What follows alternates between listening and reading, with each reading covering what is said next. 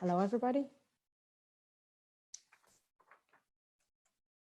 Good afternoon, everybody, or good morning, depending on where you are, and welcome at the International Center for Counterterrorism's second live briefing that we are organizing today in cooperation with our friends of the Center for Professional Learning of Leiden University. And let me start by expressing the hope that all of you are well and safe. And we are very pleased that so many of you are joining us today to governmental organizations like the EU and the UN and different governments. If you are interested in more information on ICT, please visit our website, icct.nl. And let's quickly get back to the event. This event was actually planned as a real-life seminar to start with in The Hague before we were all confronted with the COVID-19 outbreak, which forced us to go online. But I have to say, no lack of evidence of audience, I have to say, in cyberspace. Our first ICCT live briefing, which was on Al-Qaeda and ISIS in the Sahel region, actually attracted over 500 registrants from 46 different countries all over the world. So our forced move online basically did allow ICCT to reach out to quite a global audience. And we are very happy to have again generated quite a large interest with this ICCT second briefing. So let me introduce you to all these friendly faces that I hope you can all see next to me. I can see them. I cannot see myself, but I hope that everybody sees the lineup that we have today. Let me introduce first to you the distinguished speakers that we have, because we are obviously very pleased to have in our midst two of the most leading researchers on this very current topic, Aryeh Kruglanski and David Weber. Welcome, the two of you. Professor Kruglanski is a distinguished professor of psychology at the University of Maryland. And he's best known, or at least I know him best, by his work on theory of closing, cognitive closing, I have to say, a theoretical frame that I think has made its way into many fields, including my field, the field of terrorism studies and radicalization studies. Professor Kruglanski is also co-director and chief investigator, I think, at Maryland START, and has done and does extensive research on motives and incentives of people and psychology of people who are dwelling into radicalization and terrorism. We are very happy to have you, Professor. And our second speaker is David Weber, who is an assistant professor at the Virginia Commonwealth University, where he uses a mixture of field surveys, but also experimental methods from social psychology, qualitative analyses, and other methods in order to analyze the factors that influence processes of radicalization, processes of terrorism, basically the pathways, if I'm correct, of people who are moving towards radicalization and terrorism. He has worked and continues to work with ICCT as well, in different projects that we run, particularly those focusing on the development of risk assessment tools in prison, for instance, in the Philippines and in Mali. We're also very happy to have you, David. Thank you. Professor Kruglanski and Weber, together with Daniel Köhler, have published a very interesting and very case-based book, which I very much like myself, in 2019.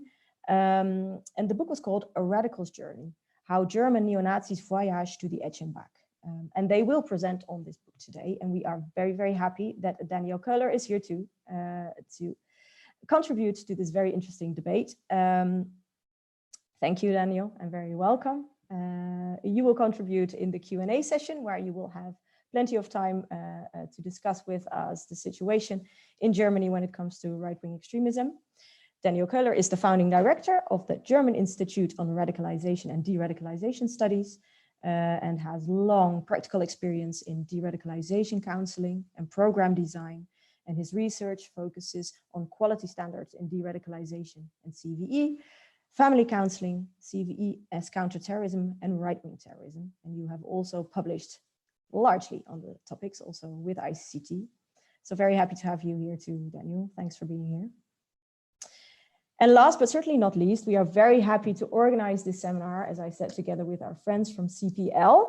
And we have in our midst Wallebas, my former colleague at ICCT, who is now the project lead on security for the Center of Professional Learning.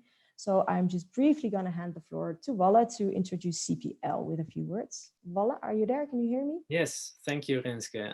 I'm delighted that we are able to facilitate this online briefing together with you, and especially grateful to you for chairing this briefing with Professors Arya Kuglansky and David Weber.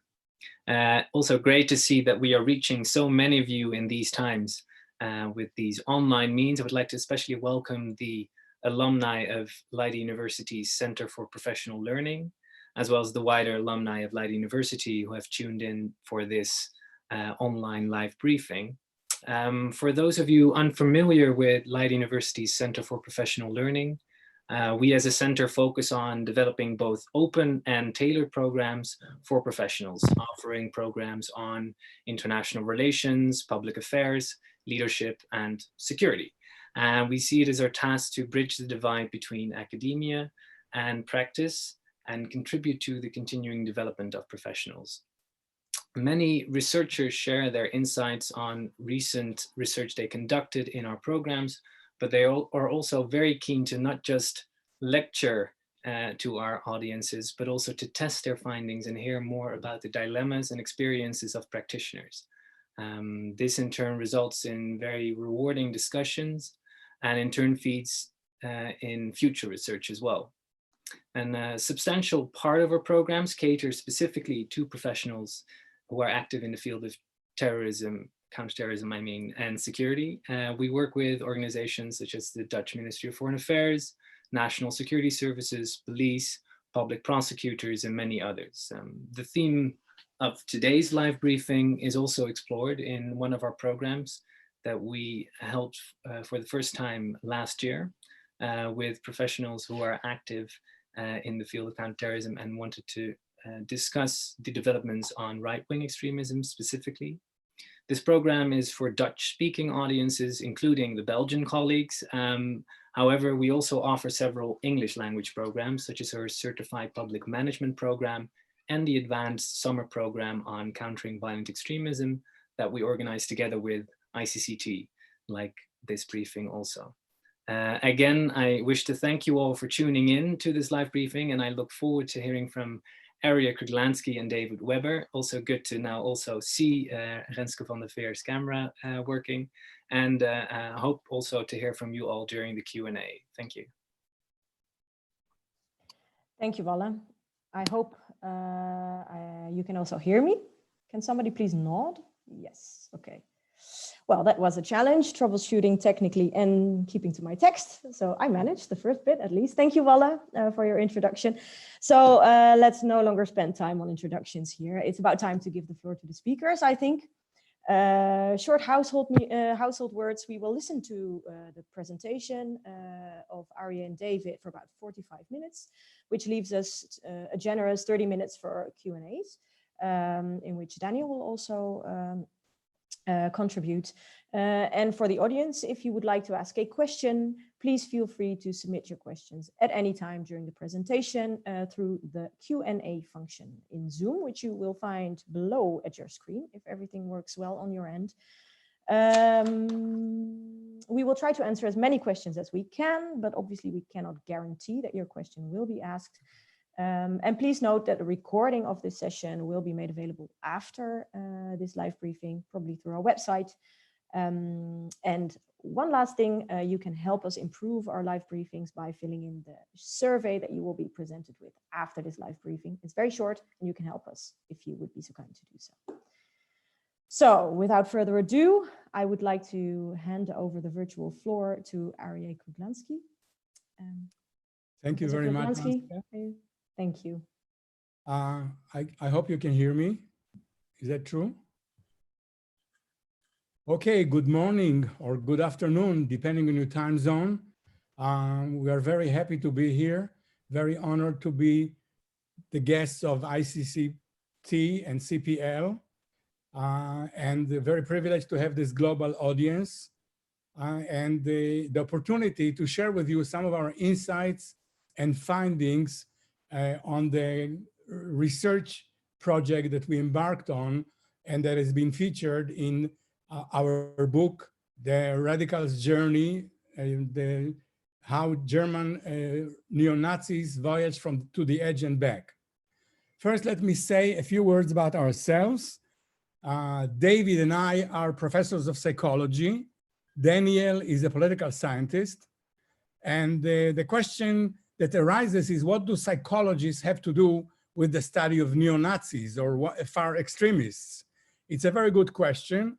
And the truth of the matter is that it happened to a large extent by coincidence.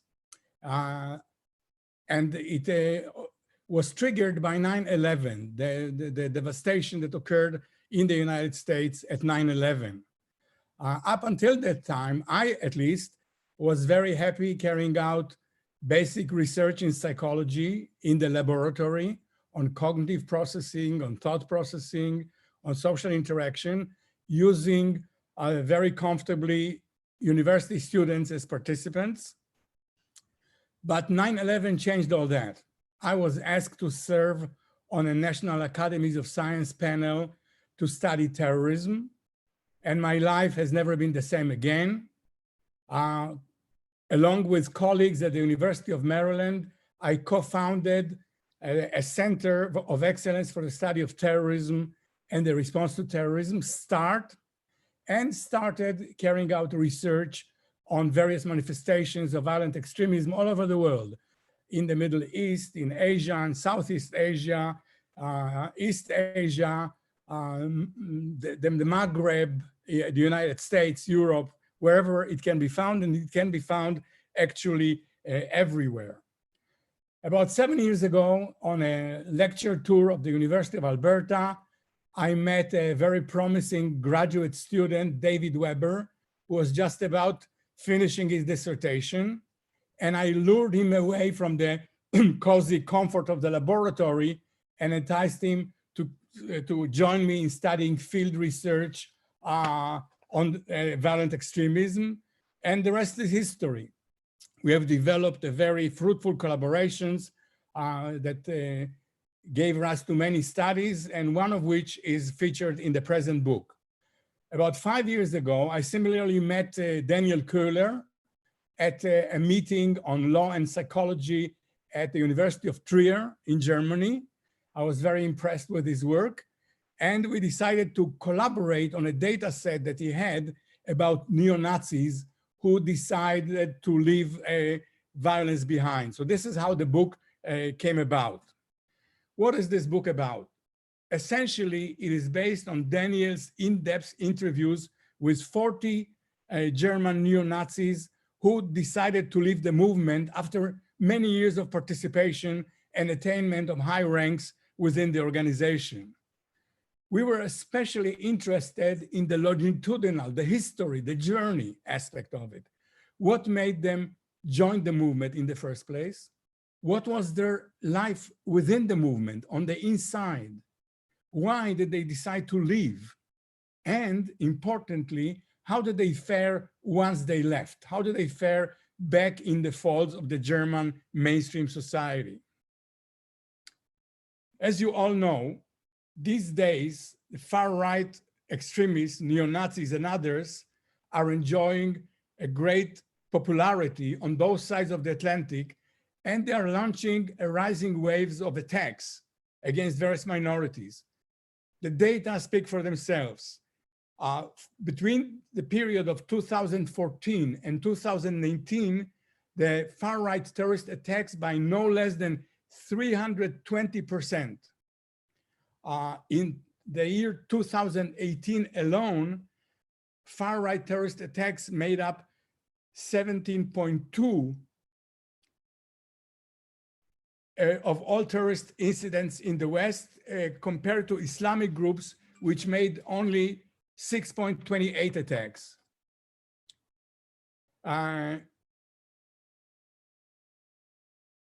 So what can we do about this threat? Many people choose to see the far-right terrorist as evil. Can I have the next slide, please? What they do is definitely reprehensible, but maybe calling them as evil is not especially helpful. Calling them as evil has a kind of finality to it, that the only thing that you can do about it is fight them tooth and nail. Calling them as evil implies that their essence is evil, that it's unchangeable, incorrigible, irredeemable. But fighting them tooth and nail, fighting terrorism and violent extremism tooth and nail, while in many cases necessary, is not solving the problem. As you know, the example of that is the global war of terrorism now in its 20th year. And despite the trillions of dollars, the many thousands of victims, terrorism is still alive and well. Organizations like ISIS and Al-Qaeda are still attracting thousands of volunteers, are still these very days launching hundreds of attacks all over the world. So what are we then to do? Perhaps the answer is to understand the problem. And that's where psychology and the social sciences come about. Over the last several decades, our team has carried out extensive field research with terrorists and violent extremism all over the world. And on the basis of these data that we collected, and also on the basis of prior insights by major social scientists from various disciplines, we formulated a theory about the psychology of radicalization. And we applied it to the sample of neo-Nazis that Daniel connected the data about. And according to our theory, violent extremism results from a conjunction, a combination of three things, three factors: people's psychological needs, compelling narratives about how these needs can be satisfied, and social networks that validate those narratives. So we have this 3N theory of radicalization: needs, narratives, and networks. Let me explain what these are. First, the need. The need is the motivation behind individuals' decision to join a terrorist organization or a far-right movement. Our research revealed that the overriding motivation in this case is individuals' quest for significance and mattering. The interesting thing is, of course, that this need is fundamental and universal. As you see on the slide, Jean Vanier, the great humanist, asserted that all of us have a secret desire to be seen as saints, heroes, or martyrs. The desire to be recognized, to have dignity, to have respect is fundamental. The human infant vies for attention, otherwise the infant will not survive. Adult humans also vie for recognition and respect. Nobody wants to be disrespected. Indeed, major social thinkers from Aristotle through Hegel, through Marx, Sartre, William James, George Herbert Mead identified the struggle for dignity and recognition as a major force in social affairs, in social revolutions, in social movements, including the movements for equality, for civil rights, for gay rights, for feminism, and so on and so forth. So an individual may be motivated to join a neo-Nazi movement because they suffered a humiliation of some sort, a loss of significance, or because they were enticed by the opportunity to gain great significance, to be empowered, to feel strong, to be feared, to be respected. So here is a question. If the quest for significance and mattering is so universal, why only some individuals radicalize? Why only some individuals become terrorists, join ISIS or Al-Qaeda or the far-right movement? And the answer, of course, is in the next, the remaining two ends of our 3N triumvirate, the narrative and the network. What the narrative does is it connects significance to a given pattern of action. What do you do in order to attain significance? In plain English, the narrative tells individuals that in order to gain significance, you need to do something, to fight the presumed enemies of the Aryan race, the Jews, the Muslims, the refugees, the immigrants. And exactly just the way that the leaders are telling you to do it. Defending one's race, one's nations, one's religion is hailed as a very important value, and anybody who serves that value therefore deserves honor and significance. The value bestows honor and dignity and respect on those who serve it. Now you can see why only some persons become neo-Nazis, even though all persons have the quest for significance. Simply different people may subscribe to different narratives as to how significance is attained. These narratives may feature a different value whose service bestows significance. Values other than the race, other than religiosity, other than your nation, other than your ethnicity. For example, values of achievement, of wisdom, of beauty, of wealth. And these narratives identify different ways other than fighting of gaining significance. For instance, through hard work, through exercise, to have a beautiful body, to cosmetics, or whatever else, or through business, becoming wealthy, whatever else other than violence. Finally, the third N in the triumvirate of our three N's, please, next one, is the network. What is the network? The network is the in-group, what psychologists called our reference group. These are the people who you respect and whose good opinion you seek in return. The function of the network is to validate the narrative, to confirm that attaining significance through the pattern of action identified in the narrative is correct. And if people who you respect assert this is correct, you're likely to believe that this is so. The network has what we call epistemic authority. It's an expert whose opinion you value and are ready to follow. Relatedly, the network also bestows significance. So not only it validates the narrative, it creates a shared reality around the narrative, but it bestows significance. It's the network that honors you, that celebrates you, that views you as a hero, as a martyr, as an important person who deserves dignity and respect and significance. Now, we're studying it in German context. What is special about the German context, of course, is not the need element, because the need, as we said, is significant, is universal, is fundamental. What is special about the German context is the narrative and the network. What is the narrative of the German neo-Nazis? It pretty much reiterates the old Nazi narrative of yore.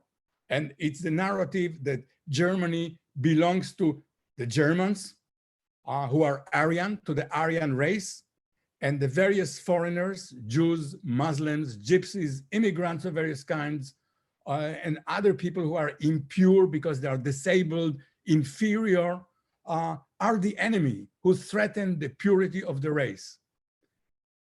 And therefore, they have to be eliminated or at least driven away.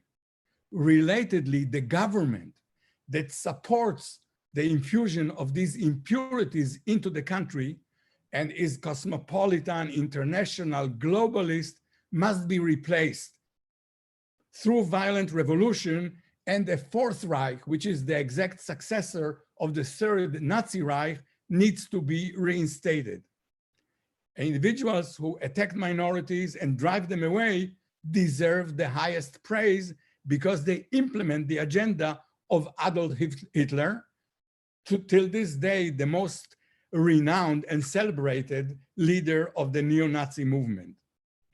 Paradoxically, some recent trends in the far-right movements make it globalist and international, something that they usually objected. And we see that the German far-right movement is making contact with the far-right movements in other countries, the white supremacist movement, who are fighting pretty much the similar enemies. And also, ironically, they are emulating the ways in which the Islamic radical movement has been carrying out its propaganda and has been learning from the Islamic movement about ways of convincing, recruiting, and carrying out attacks. Now, how about the network? In the case of the German context, the network is very interesting because the German neo-Nazi network, the subculture that subscribes to the neo-Nazi narrative and its agenda, is a continuation of the Third Reich that reigned Germany for 12 years from 1933 to 1945. In fact, from the end of the Second World War, Germany has had a long and unbroken chain history of right-wing movements, whether in the form of political parties, subcultural groups, or individuals. And very ironically, again, these developments were an unintended consequences of our own doing, because the Western allies recruited many of the former neo-Nazis or former Nazis, members of the SS or the Gestapo, into new agencies that were tasked with spying and carrying out other activities against the communists in East Germany, the German Democratic Republic. Now, throughout the years, these groups of neo-Nazis that continue the work of the Nazis of the Second World War carried out thousands of neo-Nazi plots and incidents, from painting swastikas on walls of synagogues, anti-Semitic slogans, bombing attacks, pogroms against refugees, assassinations, etc. In terms of the number of far-right incidents, the end of the Second World War saw the greatest number of far-right activity in Germany as compared to any other country in the world. What is also particularly interesting about Germany is the vibrant and the firm societal rejection of the neo-Nazi movement by the German society. After all, the German society was the one that suffered tremendous devastation by the Nazi interlude, by the Second World War. So it has been particularly concerned about the possibility of it happening again. And this translated into a far-reaching counter-violent extremist activities that was again unparalleled everywhere. For example, whereas the counter-violent extremism activity in the West against the Islamist movement started only after 9/11, by that time in Germany, for a decade or so, there has been a very vigorous and firm and well-developed counter-violent violent extremist initiative. By the year of 2016, there were in Germany no less than 721 programs half funded by the federal government, half funded by the civil society, NGOs, and so on and so forth. In October 2000, an attack against a synagogue in Düsseldorf led Gerhard Schröder, the Chancellor of Germany, to call for a rebellion of the dissent. And in consequences, the funding scope for CVE programs expanded tremendously. And at that time, it was in the thousands. So much for the background. But now for the real interesting part of the presentation, let's turn to David Weber, who's going to tell us about our specific research.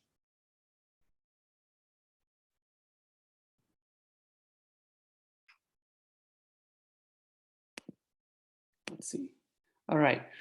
Thank you, Aryeh. And thank you, ICCT, for having us here, and for all of you for tuning in.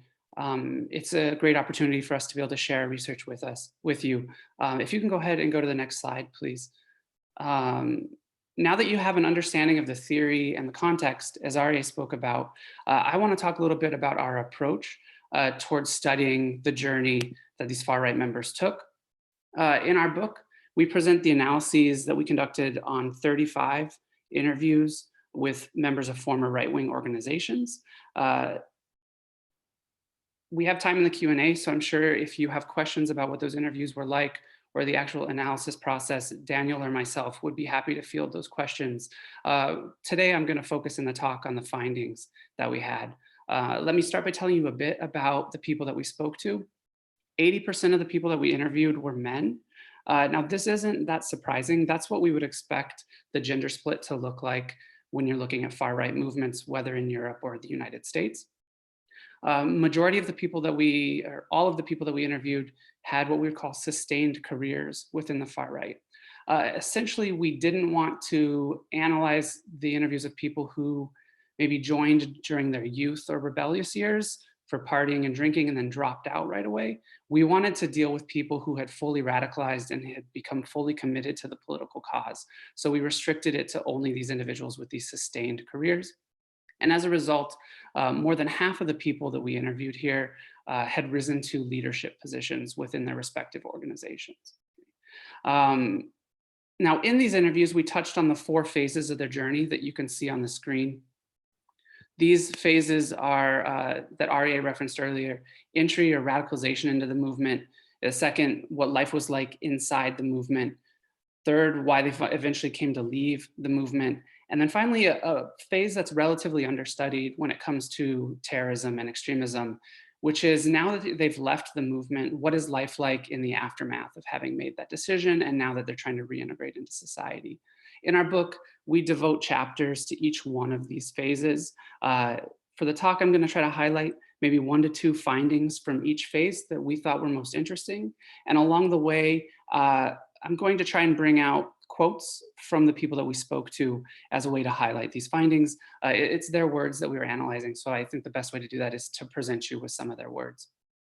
Now, obviously, the natural place to begin this is to start at the beginning and to start with entry, to understand how the radicalization process of how these individuals came to join the far right. Now, I want to start by saying this is not something we just simply came out and asked them directly. Psychological research tells us that people often misidentify the true motives behind their behaviors. And so instead of just directly asking them why they joined, we instead took more of a narrative approach and asked them to tell us what their lives were like prior to joining the movement. We could then go look at their events in their lives, look at the circumstances, and try to identify different factors that would facilitate their entry into the movement. And what we found when we looked at these factors was that life was often difficult for these individuals. And more specifically, the common occurring circumstance or situation that we found was that these individuals had experienced some level of abusive or neglectful relationship, is what we would call it. And that was true for about 60% of the people that we spoke to. Now, what I want to point out here is that the specifics of those relationships weren't really important. For some people, the abusive, neglectful relationships were with parents. For some, it was with friends. Some people were bullied on the schoolyard. Some people had very specific negative interactions with foreigners. Those specifics weren't really important. What was important was the feeling that they experienced as people as a result of these experiences, okay? And the feeling that was recounted time and time again was that these individuals felt insignificant, they felt humiliated, and they felt alone.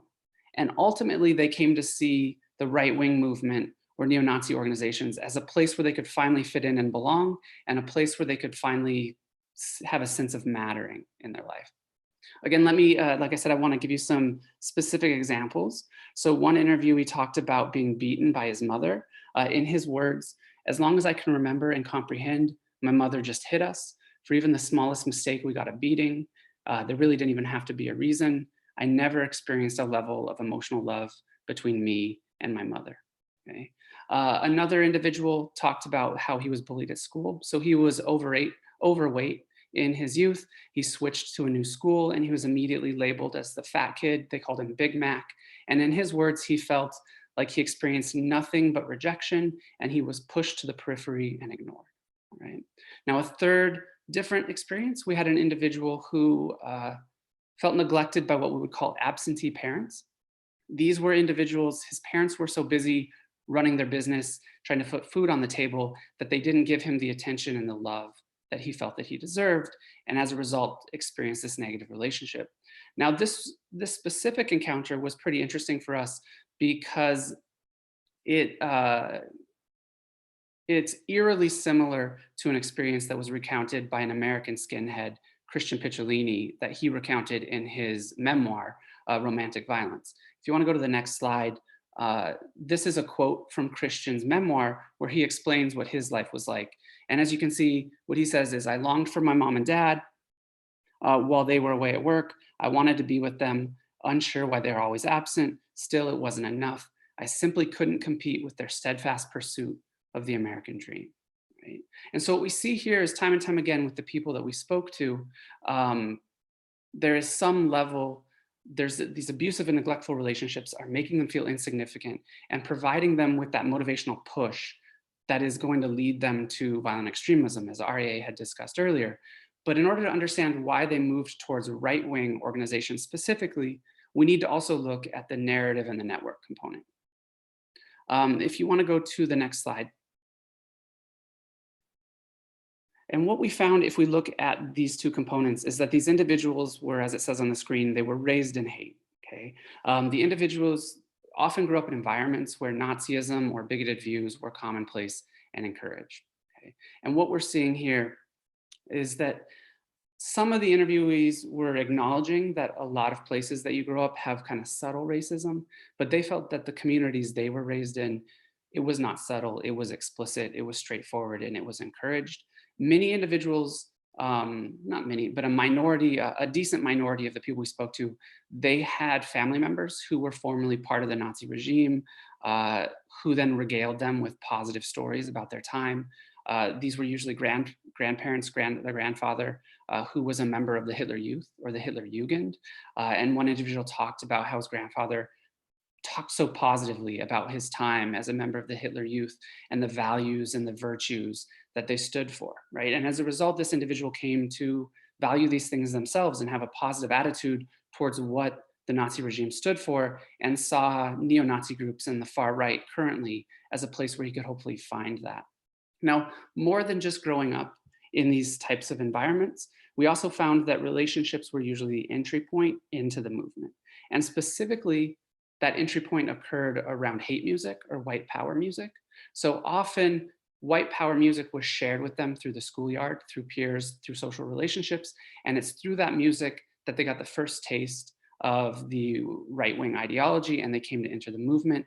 Again, let me give you a quote from somebody. Someone would bring a Casio cassette player and we'd listen to Lanzer and Stahlgewitter. These are two white power bands in the worst of sound qualities. Two other people would bring a case of beer or two and we'd simply sit there shouting along with the lousy music. And that was what life was all about, okay? And so what we see going on here is this motivation has been activated. They feel alone, they feel insignificant, they feel isolated, and they're looking for somewhere where they can matter. And it's through these social relationships, through these circumstances in their environment, through this music, that they're provided with a narrative that justifies, tells them what their problem is, tells them how to address these problems, tells them how they can find significance. And those beliefs are then validated by the people they surround themselves with in their social network. And as a result, we can then see how they progress from into joining a right-wing organization. Now that we see what life was like for them once they've joined, let's look at the next phase. What was life like in the movement? You can go to the next slide. And what we see here was that these individuals, once they joined the right wing, they started talking about what was an interesting dichotomy to us. So on the one hand, they talked about how being a member of a right-wing organization helped to fulfill their yearning for significance and empowerment, right? Now, on the other hand, though, they recalled a time period in their life in the movement that was full of anxiety, that was full of violence, and that was full of personal struggles, right? So there's this dichotomy of they're getting their needs fulfilled, but at the same time, it's a very struggling period in their life. Unsolicited by us, more than 70% of the people we talked to recounted how they found camaraderie within the movement. 70% recounted how they felt like they were achieving important ideological goals within the movement. And 70% told us that actively being involved in the movement was providing them with a sense of significance and importance, okay? Concerning the need for significance, that's what the quote on your screen provides you a good example of. What we have here is one of the people we spoke to every morning would go through what we call a daily affirmation procedure. She kept a little picture of Hitler on her bedside table. And when she woke up in the morning, she'd look at the picture and she would reaffirm her own value in the eyes of Hitler and tell herself he would be proud of her, right? So Hitler became a kind of God. Every morning when I woke up, I would look at this picture and I swore to live my life true to the slogan, one people, one empire, one leader. I kept having thoughts of what it would be like if the Fuhrer were still alive. He would have been proud of me, right? So we have this clear indication that this individual assesses her life and her activity in the movement, and as a result, views that time and herself as valuable, as meaningful, and as significant, right? So just a clear example of how these needs are being fulfilled. If you want to go to the next slide, please. Now, despite this sense of significance that serving the Nazi ideology afforded, what we also see is that other side of the dichotomy, this trouble in paradise piece, where life inside an extreme movement was far from blissful tranquility. And specifically what we saw was that there were two specific types of events that really colored and described their time in the movement more than any other period of this journey. And those two experiences were a feeling of discrimination and exposure to a lot of violence. And I'm gonna go through each of these one at a time. So the first one, like I said, was discrimination. Essentially what happened here is these individuals had made a decision to join a far-right group.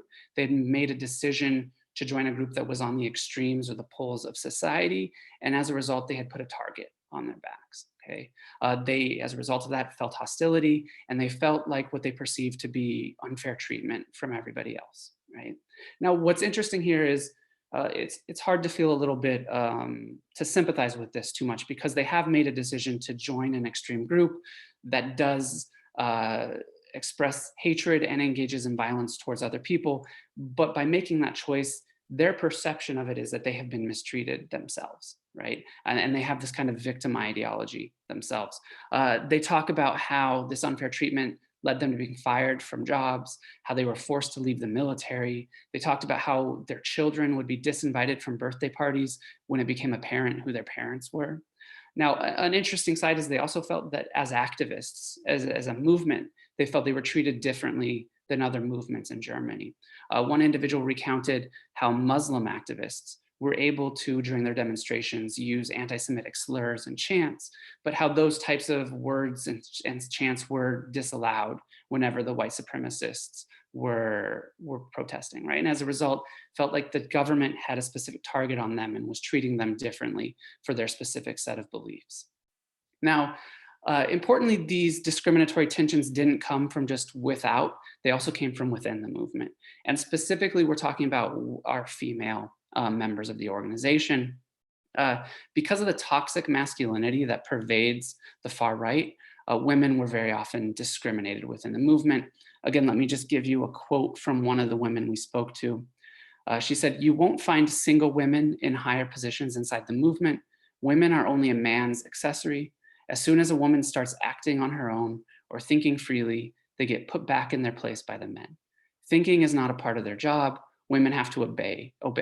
That's what the men want them to do," right? So we're seeing both these discrimination from the outside, but also discrimination on the inside. Next slide, please. Now, in addition to discrimination, like I said, the other part that really colored and described their time in the movement was violence. Now, violence was pervasive.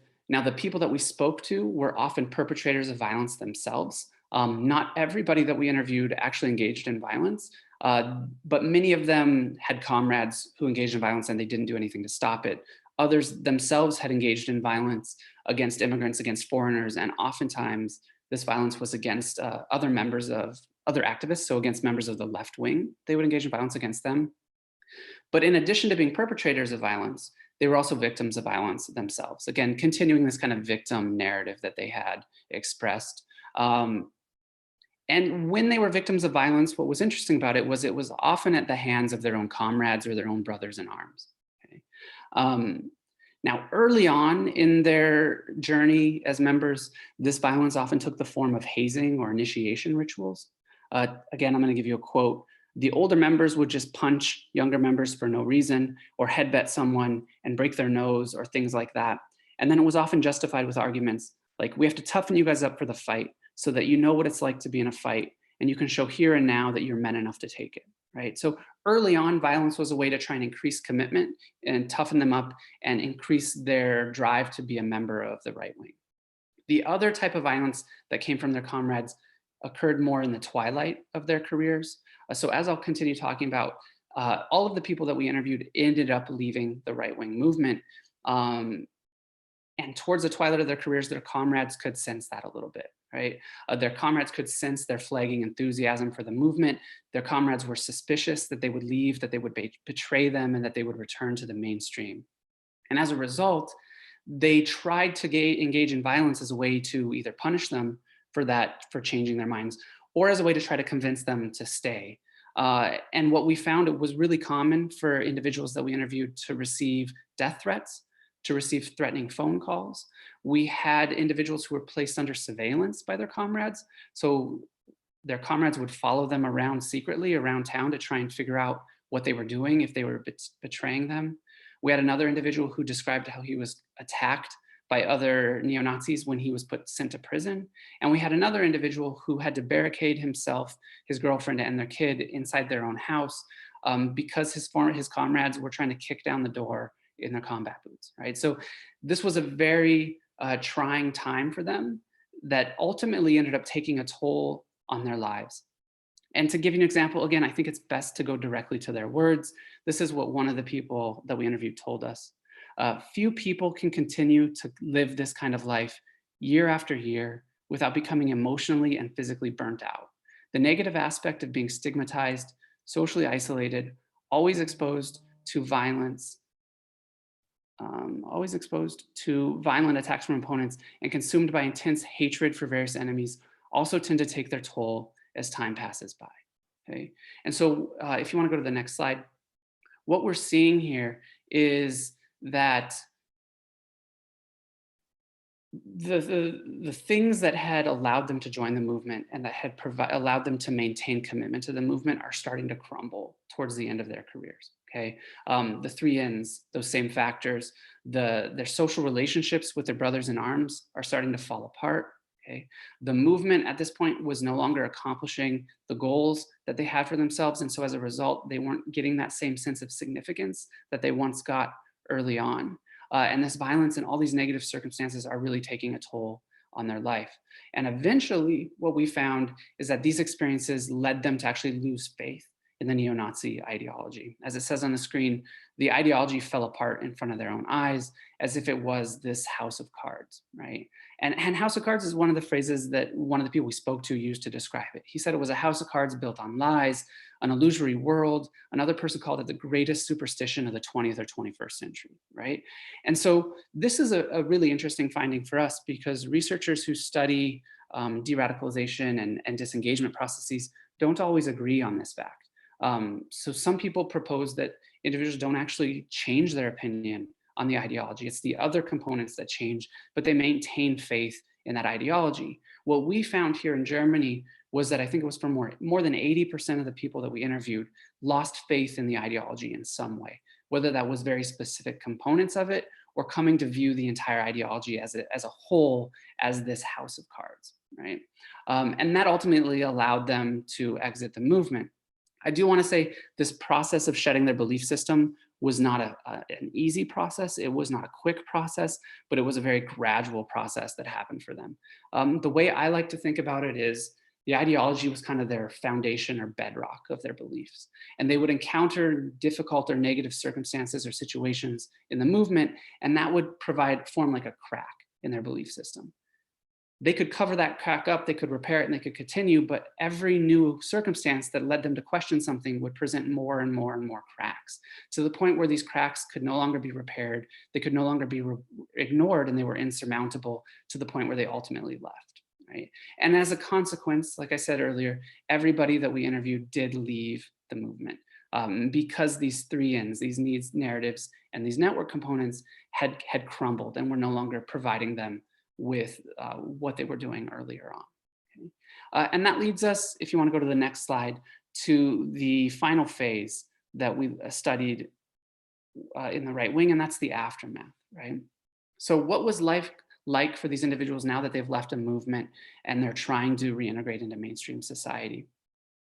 And good news, what we found here, you could say on the one hand, we found that the grievances and the hardships that colored their life before joining and their time in the movement had drastically reduced overall, right? So we could say that after leaving the movement, they do appear to be better off, okay? The other side of that, though, is that we find that the interviewees are expressing feelings of insignificance that are significantly higher at this point than at any other time during that journey. Specifically, they're experiencing insignificance at a rate that was 5 times higher than any of the other phases. Okay? And what we see going on here is, as it says on the screen, these individuals, they felt isolated, they had lost those social relationships, they felt rudderless, they didn't have an ideology that they could count on anymore, they weren't getting that sense of value, meaning, and importance or mattering anymore because they had left the movement. And so everything that they had before had crumbled in front of them. Let me, if you go to the next slide, I can give you an example in the words of what an individual told us. This is how he described his life in the aftermath. You ask yourself, what comes afterwards? You actually need a completely new life. All of your friends are gone. Your goals in life are gone. What do you do with yourself? Everything that your everyday life consisted of is gone. Right? Another individual, one more example, I really felt like I was plunging into a deep, dark hole. I was 24 years old. For the first time ever, I had no ideology, no worldview, no rationale. The first 24 years of my life were in shambles. I eventually reached a point where I tried to end it all because I had nothing left. Right? Now, what we see, what we think is happening here is because those 3 ends have crumbled, those were the psychological mechanisms that allowed them to dehumanize others and to act violently against others without feeling remorse, right? The narrative and the network. The narrative told them this type of violence is okay when it's against this enemy, and if you do this violence, you'll be respected, you'll be valued, you'll help bring change to Germany, right? And then they were surrounded by people who endorsed this, who validated and acted upon it, which then made them feel like those were the right actions for themselves. Once the narrative and the network have fallen out, they can no longer justify the actions that they engaged in as extremists. And what followed was feelings of self-hatred.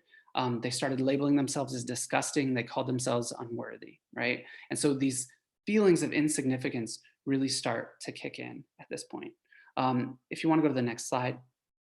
Now, theoretically, as we had discussed, what's interesting is that these same feelings of insignificance are the feelings that drove them to join the movement in the first place, right?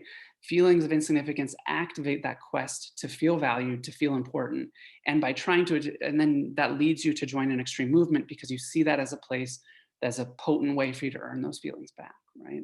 And so what research shows us is about 25% of people who break away from an extreme movement or from a terrorist group end up actually re-engaging with violence. And what we see here is that this is a big risk factor for why, right? These feelings of insignificance that they're feeling now in the aftermath, they're not able to get value. They're not able to feel like they matter now that they're trying to function in mainstream society.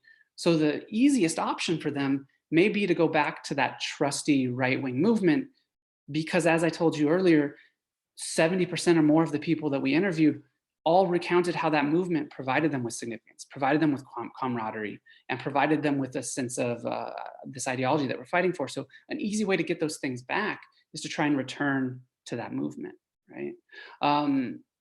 Now, on the bright side, what we did find is there was a sizable minority of the individuals that we spoke to who channeled these feelings of insignificance in a positive direction.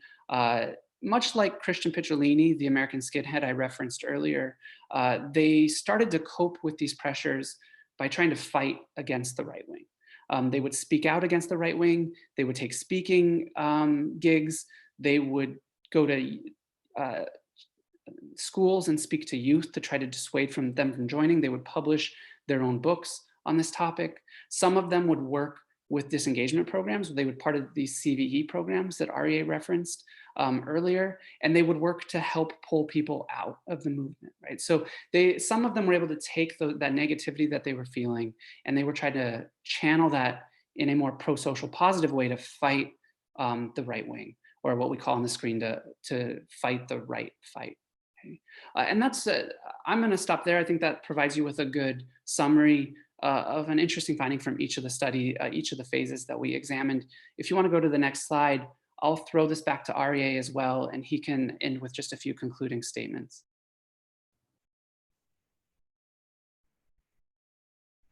Okay, so what can we conclude from all this? One thing that stands out is that the lives of our interviewees were suffused with suffering.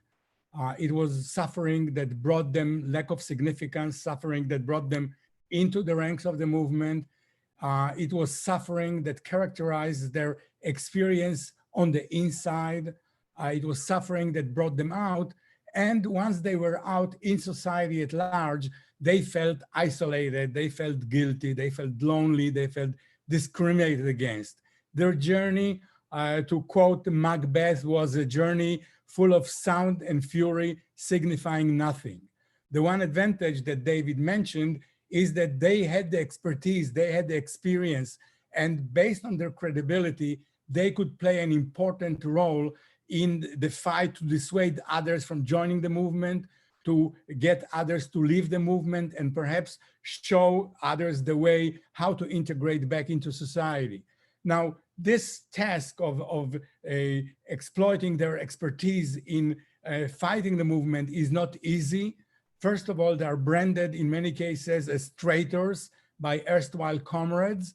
And this is not just a labeling issue. They sometimes are in great physical danger. So it's a task that is very worthy, but at the same time, fraught with danger and difficulty.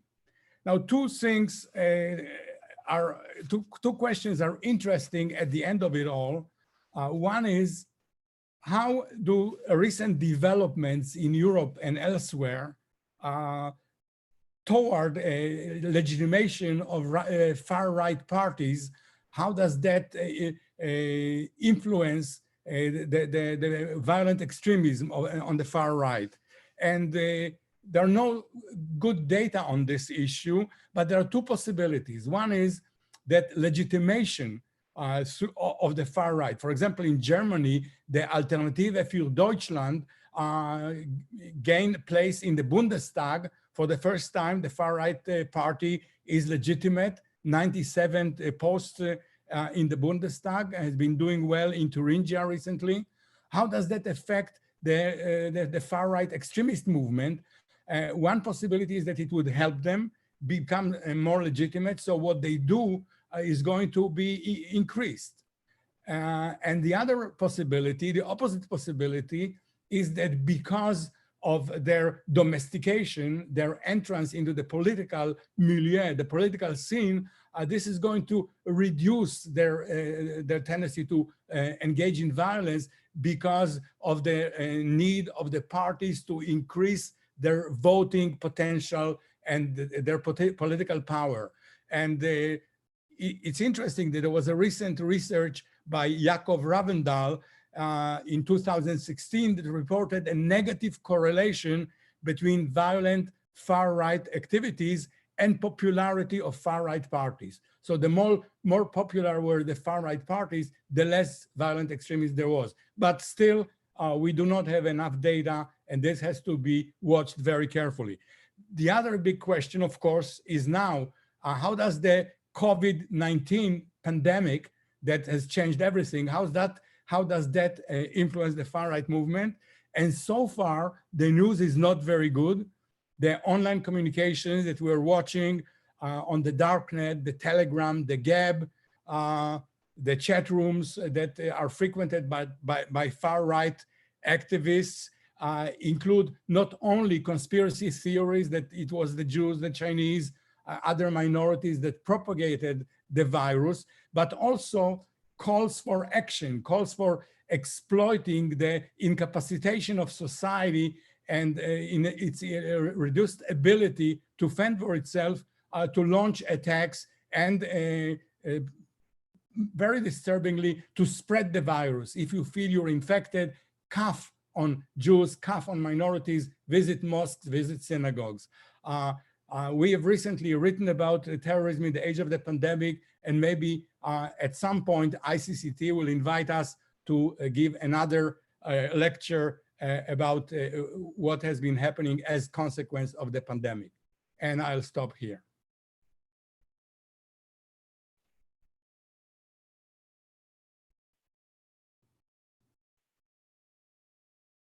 Thank you very much, Arya and David, for a very interesting presentation. I'm not the only one who was very interested because we have a lot of questions coming in. So I will try and pose them, group them a little bit as well where possible, and try to pose them to you. But I would like to start with giving the floor to Daniel first. Maybe I can ask a more general question to you. Daniel, your book, the book of the three of you, came out, I think, in 2019, if I'm correct. And since then, a lot has happened. We have seen attacks in Europe, specifically in Germany as well, the Halle attack notably. We've also seen quite a lot happening on the counterterrorism front, arrests being made in Germany. So a lot has been happening. So could you be so kind to basically give us sort of an update on what you think that basically the threat landscape, and maybe also your view on what has been presented is when you take the current events into account? Of course, thank you, Renske, for posing that question to me, and thanks to the ICCT for inviting me to this fascinating event. When we wrote the book, essentially we were at the height of the so-called refugee crisis in Germany and Europe. So we did see at the time a skyrocketing of far-right violence in Germany specifically. Arson attacks, explosives attacks, attempted murder, violent crimes. So in the years 2015, 16, 17, we saw a massive increase of these types of crimes.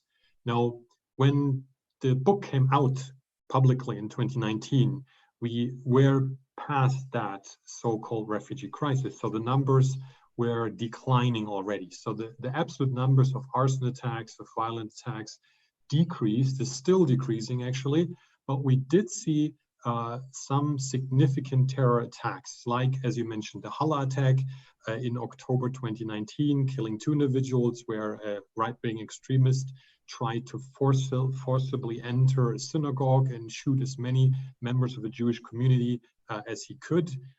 Before that, in June 2019, there was a point-blank assassination of a high-ranking German politician, Walter Lübcke, who was a district president, and he was shot in his own backyard by a former neo-Nazi. I say former because the authorities considered him to be non-active at the time. He hadn't been active, he hadn't been seen in a while in the organized movement, but clearly he was still highly radical, highly extremist. And he was actually making the decision at the height of the refugee crisis, and he wanted to kill Walter Lübcke because he was so pro-immigration and pro-refugees. And then thirdly, of course, the Hanau attack in February 2020, where also a person with significant racist, conspirationist thinking killed 9 individuals with a Turkish background. So we have seen these significant terrorist attacks at the same time where we see a decrease of overall numbers, but still in Germany, there are still 2 to 3 violent right-wing hate crimes committed every day, statistically. We still have a significant number. Authorities estimate about 25,000 organized neo-Nazis. Roughly half of them are violent. So we have still a very significant and violent neo-Nazi movement in Germany. So that's roughly where we are now.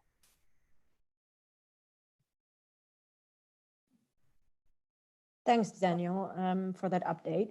And maybe just to stay with you for a little while longer, there's a lot of questions also on the presentation itself, but I think you conducted a lot of these interviews, spoke to a lot of these people. And there's quite a lot of questions also on the more operational side of your research. And one of the things that stand out in the questions that I've been reading is that people are very interested in, when do the cracks start to show with these people? Basically, what is the lifespan of their membership within the right-wing community? When is it that they start to feel uncomfortable? Is there something to be generalized on that? And another question that I found really interesting as well was, did these individuals actually struggle with feelings of guilt as well in the aftermath? Were they looking back on the lifespan of their membership, or at least their sort of self-association with this ideology, with feelings of remorse, guilt? How did they reflect on that? And obviously, I'm going to start with you, Daniel, but I think this is a question that is just as good to be posed to David and Ari as well. So if you want to jump in, be my guest. But Daniel, maybe you can start off. I'll start with the second one, the guilt and remorse question. And as David has already stated, there was a lot of this feeling of falling into a black hole, into an abyss, basically. Your whole life falls apart. And with the camaraderie, the friendships, the networks, but also the ideology falls apart that gave your actions legitimacy and a moral high ground. So you were, in the time of the movement, you were thinking that the violence is legitimate and what you're doing is the right thing to do. And when the moral reasoning for that falls apart and goes away, you start to realize that what you have been doing was actually wrong, was actually horrible. You hurt individuals, you recruited people, you radicalized individuals, sometimes they killed people with long-lasting repercussions. So I can remember interviews, for example, telling me, I had this cracking moment when I, in the courtroom, was approached by a mother of someone who I had brought into the movement and who was standing in court at that day. And I realized I had destroyed this young man's life. And his mother was approaching me, basically asking, what did you do to my son? And is that your vision for a true good German life, a German future? So the lifespan, the first question, is really, really very individual. Some can be in the movement for decades. Some have 5, 6, 7, 8 years before they start to crack. It really depends on what they experience and what they bring with them in terms of resilience, in terms of commitment, resources. So some people don't have another choice. They don't really have a lot of education. They don't have the strong networks to help them outside the movement. So they really depend on it, really to make a living. So they don't really know where to go, actually. So many of them realize that after a certain period of time, when they get more outsider connections, friends and family members reach out to them. Sometimes they meet members of the enemy group, left-wing extremist groups, for example, or police officers who are nice to them. So they develop these relationships. Again, David would say they have new networks that they build outside of their radical group that helps them to establish an alternative perspective. So this is something that I would throw into the ring here. I just wanted to offer one comment. Yes, it's true. Exactly right what Daniel said about the variability of how long they stay in the movement. But there is a research showing that the average is about 10 years. So most of them do not stay forever, some more than others, as Daniel pointed out, but there is a research that's showing that the average is about a decade. And also I wanted to mention about guilt. I remember one story sticking out of an individual who felt particularly guilty about kicking a pregnant woman in the belly. That stuck with him. You know, during that movement when everything was permissible, all violence was okay, he did that and he lived with guilt for the rest of his life with it. Well, that's quite a shocking example, I think. David, do you have anything to add, or do you want to leave it? I think I can leave it there. I think the other two did a beautiful job explaining that. Yeah. Okay, let's just briefly move from the more operational side of your research, if I can call it operational, to the presentation. There have been quite some questions on the first bit of the presentation. So Ari, your 3N model, basically, And one that really stands out, it's been posted a few times, is there's an interest in how the narrative actually compares to ideology. So how is a narrative different from the ideology? There were questions also about, do different threads of narratives actually form an ideology, and how do these two concepts hold within your thinking? So if you could maybe elaborate on that a little, is that a... Yes, with pleasure. By the narrative, we actually mean the ideology, but ideology does not have to be a complicated system, a theological system or a philosophical system. It can be something very, very simple. It basically consists of three components, this kind of narrative, that there is a grievance, an unfairness, injustice perpetrated against my group. It could be a national group, ethnic group, religious group. There is a culprit, there is an enemy that is responsible for that injustice. And there is a method of violence that is legitimate, both morally and instrumentally. It's effective. So it does not have to be a very complicated, a lot has been said about ideology. All it has to be is a justification. We are, cognitive beings. People need some cognitive justification. Why do? They need to have some rationale for what they do. And that rationale is what we call the narrative. It's not ideology in any complicated sense. It's the grievance, there was an injustice, there was a culprit, and there is a method. Once you have these three elements, it is enough to justify action on behalf of that narrative, to fight the enemy and to attain the significance that this brings. Thank you, Aryeh. There's obviously something that we have not touched upon in the Q&As yet that has been asked a lot of times. Very imaginable questions, lots of interest in your theory, in the interviews that you've had, but the big question is, so now what? What can we do? How can we can we de-radicalize these people? Obviously a big question in the general field of radicalization and terrorism, but also can we reverse these dynamics within the triad of ends, basically, that has been posed by you, Aryeh? And can we do that in programs, particularly when these programs are usually put upon somebody without them having a lot of choice, whether they want to actually take part in these programs or not, whether it is in a prison setting or somewhere else? Basic question, what can we do? How effective can we be countering what you have actually researched and your findings in research? Probably a question for all three of you. So I don't know, is there anybody who's very keen on elaborating on this first? Just to start it and then maybe give it to Daniel and David to continue. The question is whether they can be de-radicalized. And the question and the answer to that is yes, they can be de-radicalized, because some of them were de-radicalized. The likes of Christian Picciolini and others who now are leading the fight against it. We carried out on a very different type of radicalization. David and I and our team carried out research on the Tamil Tigers of Sri Lanka.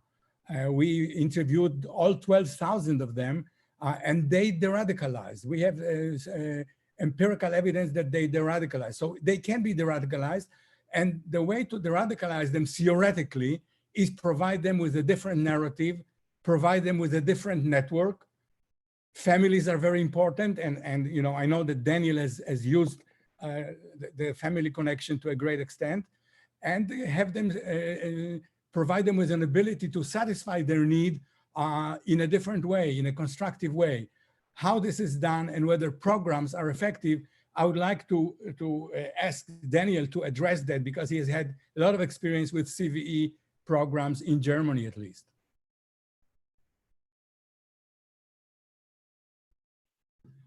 So I think that it's safe to say that it's possible to de-radicalize a hardcore extremist or terrorist. Not every single person can be successfully de-radicalized. It depends a lot on what many people call cognitive openings, their willingness to engage, if they actually see a need to change. It's the exact same thing with any other form of behavioral or psychological change. If you don't see a need, if you are happy where you are, you will not change. It's easy as that. If you have any kind of cracks, if you are suffering, if you have any doubts, then there is a first good start of de-radicalization or disengagement process. What it actually is in the end, it's quite contested among practitioners and researchers. Some would say, forget about de-radicalization. The only thing we really can see is if they obey the law. It's not our role to watch in their heads and to change their minds and political opinions. Others would say that we need to work on those psychological factors that drive them towards extremism and terrorism, so what they find attractive. We need to change these as well.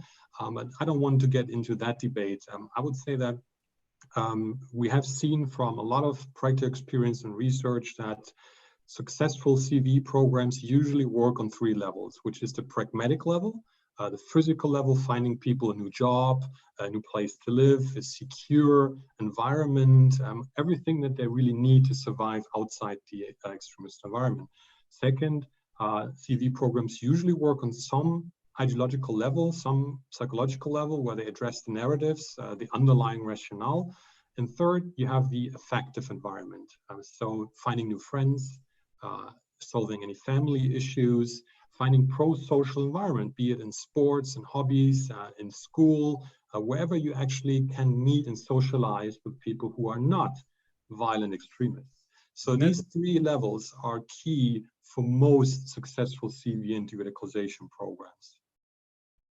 Yeah, and I'll just continue that discussion, add to it a little bit. I think one of the things that's promising for us in the results that we had was that we did see a majority of these people were letting go of the ideology.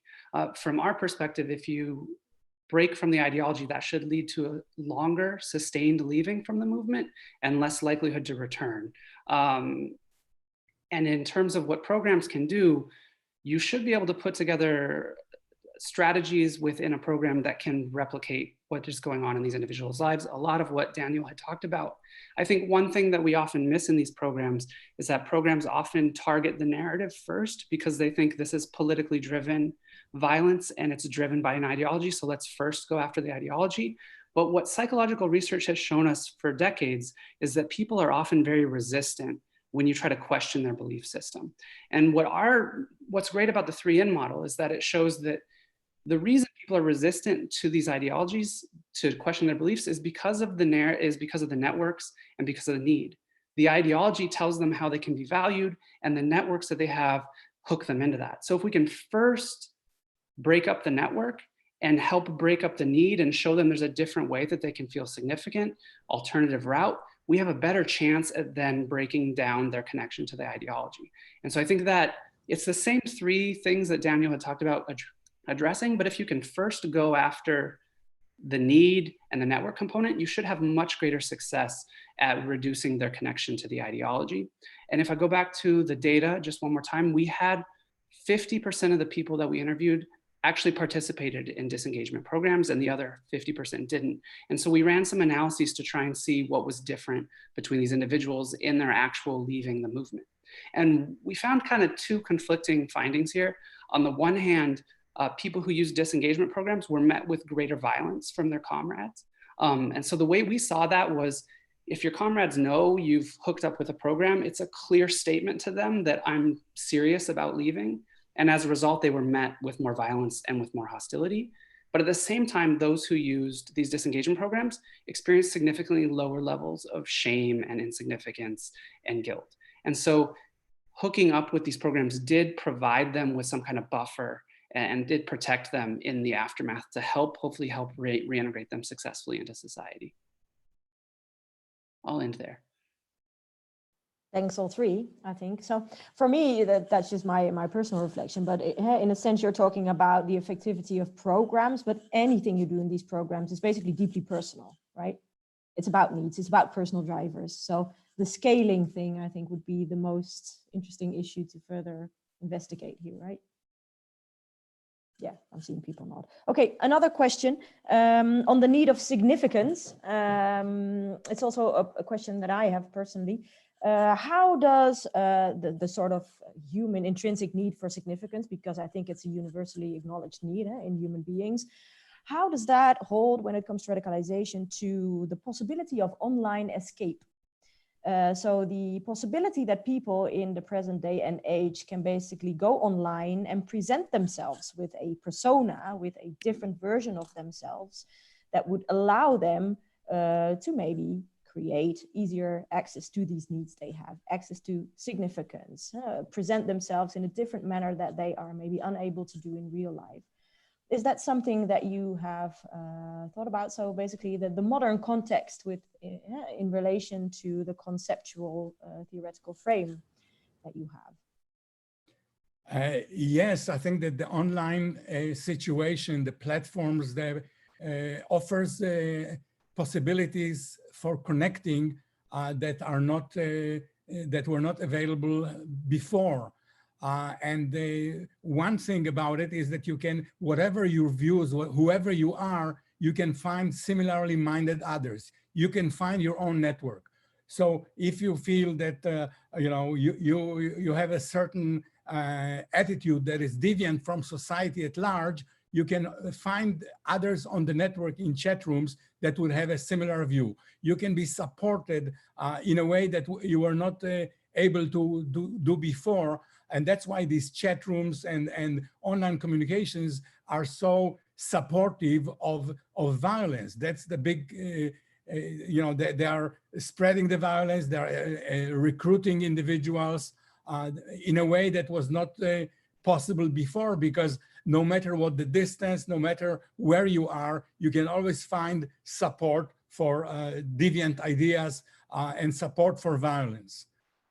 So I think that the online situation changed things primarily by providing the network and also your ability to present yourself in a way that you would find attractive, as committed, as strong, as extreme enough to be respected and dignified. I would like to add that I fully agree with Ari here. A couple of years before we wrote the book, I did a study where I actually interviewed former neo-Nazis and asked them about the role of the internet in their radicalization process. And what struck me at the time was that they described their online lives as more real than their offline lives. So our understanding, what we usually say, well, you did it, you said, what's the reality of their real lives versus the online lives? They would say, I had, for example, had a choice of going out in my village and meet with these 3 skinheads and drink beer, or I could play games with someone in South Africa, I could watch movies with a neo-Nazi in America, I could chat with a neo-Nazi in Russia. So they were actually feeling much more alive in reality in the online community than in the offline world. They simply had more opportunities to engage, to socialize with them online through social media. So that was very, very important here to say that they felt actually be part of a real movement, of a real group, instead of the offline world. And they would say that, of course, it's the connection between online and offline environment. Just because you're posting a chat message saying, I want to kill someone, doesn't mean you're actually going to do it. Saying and writing something is one thing, the behavior is another thing. And as psychologists, Ari and David, you will actually be able to say a lot about the link between speech and behavior. But they would say that, for example, they would meet in a group offline to do a barbecue or to listen to songs, music, go on a concert. And then they would talk about this online in chat groups, or they would post videos of bombs they've built and shown that they're actually offline doing something to advance the cause of the group. So it was this constant back and forth between online and offline that pitched these individuals forward and forward and forward and created kind of a force on its own, that they need to prove to the online community that they're still committed offline to the environment.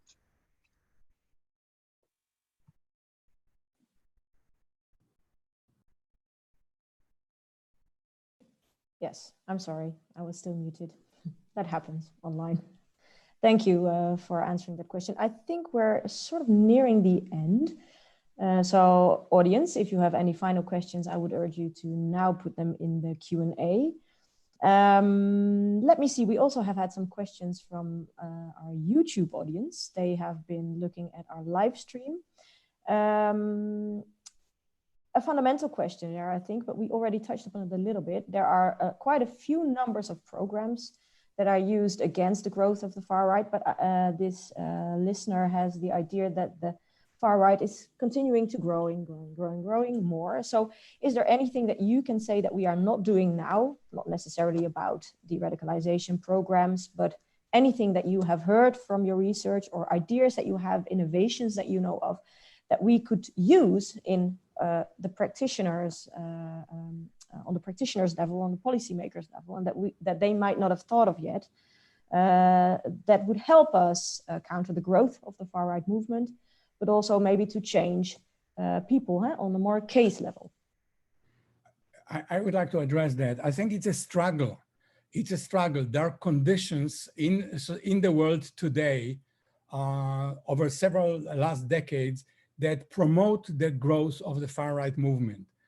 There is a great turmoil, the great unprecedented wave of immigration that introduces uncertainty and uneasiness into societies.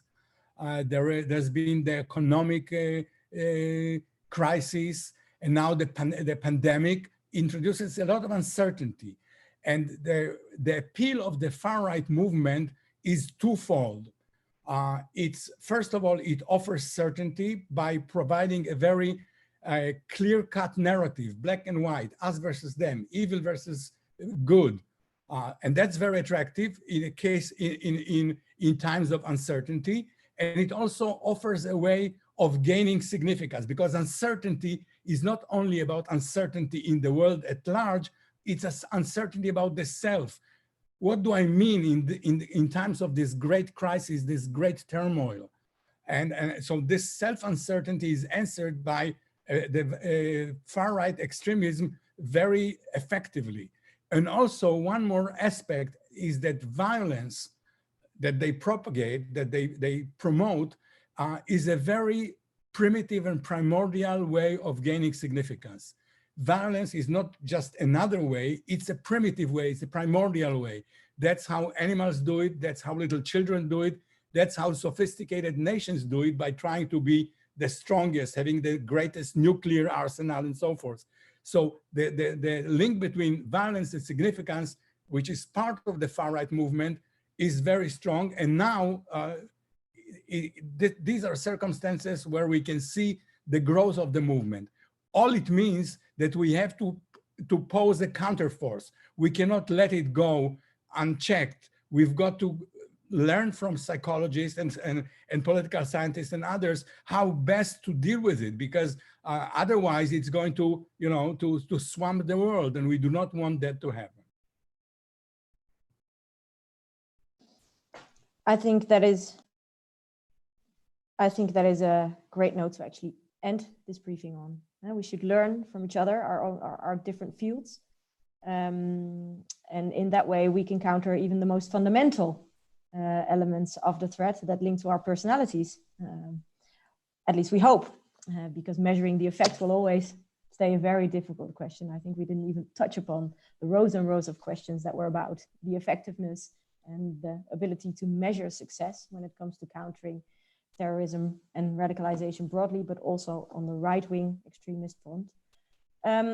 Lots to talk about, but we have come to the end of this live briefing. So let me first thank the three of you for your contributions and your very interesting book and research. Thank you also to everybody who's tuned in today, whether you were listening and looking at us through YouTube or through our live briefing channel. We are very much looking forward to seeing you at our next live briefing. If you want to keep in touch with ICCT and CPL to hear when the next briefing will be on, please visit our website, icct.nl, or find CPL at the website of the University of Leiden, and we will keep you posted. Thank you very much. Please, everybody, stay safe, stay healthy, and thank you for tuning in today. Thank you very much. Thank you, everybody.